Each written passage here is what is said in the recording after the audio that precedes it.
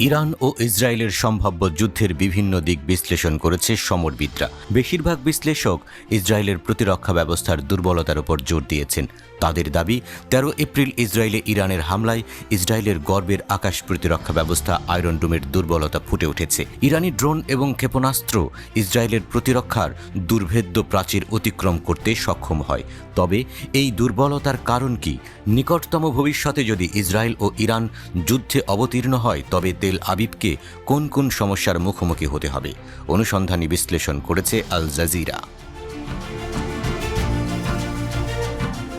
ইরানের হামলা সফল নাকি ব্যর্থ? ইসরায়েলের সাবেক প্রধানমন্ত্রী এহুদ ওলমার্টের বিবৃতি মোটা দাগে ইসরায়েলের ব্যর্থতা ফুটিয়ে তোলে। এক বিবৃতিতে তিনি বলেছেন, ইসরায়েলি সেনাবাহিনী অন্যান্য মিত্র দেশের সাহায্য ছাড়া ইরানের হামলার ৭৫% বেশি ড্রোন ও ক্ষেপণাস্ত্র প্রতিহত করতে সফল হতে পারত না। সামরিক ও কৌশলগত বিষয়ে বিশেষজ্ঞ কর্নেল হাতেম করিম আল ফালাহির মন্তব্যও এহুদ ওলমার্টের কাছাকাছি। যদি পশ্চিমারা ইসরায়েলকে সহায়তা না করে তাহলে কি হবে? করিম আল ফালাহি বলেছেন, ইরানের মোকাবেলায় ইসরায়েল যদি একা হয়, তবে ইরানের সাথে বৃহৎ যুদ্ধে লড়ার মতো শক্তি ও ক্ষমতা তেল আবিবের নেই।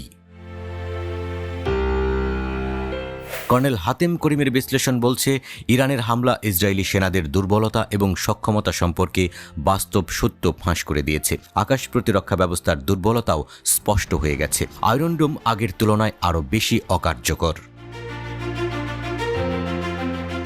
আল জাজিরার সামরিক ও কৌশলগত বিশ্লেষক আল ফালাহি বলেছেন, ইসরায়েল তার ৩ প্রধান মিত্র মার্কিন যুক্তরাষ্ট্র, ইংল্যান্ড এবং ফ্রান্সের সাহায্য ছাড়া ইসরায়েলের দিকে আসা ক্ষেপণাস্ত্রের শতকরা ২৫% আটকাতে এবং গুলি করতে পারত না।